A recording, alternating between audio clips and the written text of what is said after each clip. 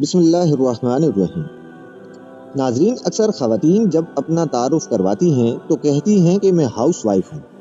پوچھا جائے کہ وہ کیا ہوتی ہے تو جواب ملتا ہے کہ وہی جو سارا دن گھر میں ہوتی ہے اور کبھی کچن، کبھی کپڑوں، کبھی ماسی اور اکثر بچوں کو سنبھالنے میں مصروف رہتی ہے، جو ادھر سے ادھر دن بھر بھاگتی رہتی ہے۔ میرا ان خواتین سے یہ کہنا ہے کہ آپ اپنے تعارف میں یہ کیوں نہیں کہتی کہ میں نیشن بلڈر ہوں، میں اس امت اور قوم کے مستقبل کی معمار ہوں، میں وہ عظیم کام کر رہی ہوں جس میں کوئی چھٹی نہیں ہوتی، کوئی میڈیکل لیو، اینول لیو، کیجول لیو نہیں ہوتی۔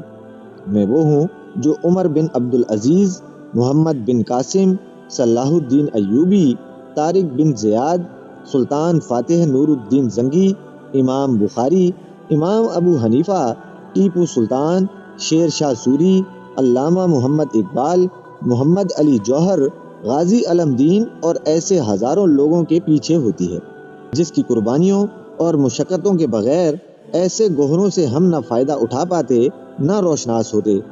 ہم ان میں سے کسی کی بھی ماں کا نام شاید نہیں جانتے، لیکن آپ کا کیا خیال ہے کہ وہ خواتین جو ان اور ان جیسے عظیم لوگوں کی مائیں اور بیویاں تھیں یا ہیں، کیا ان کی قربانیوں اور کنٹریبیوشن کے بغیر انہوں نے وہ کام کرائے جن کا آج ایک زمانہ متعارف ہے؟ سال کے 365 دن خواتین کے دن ہیں۔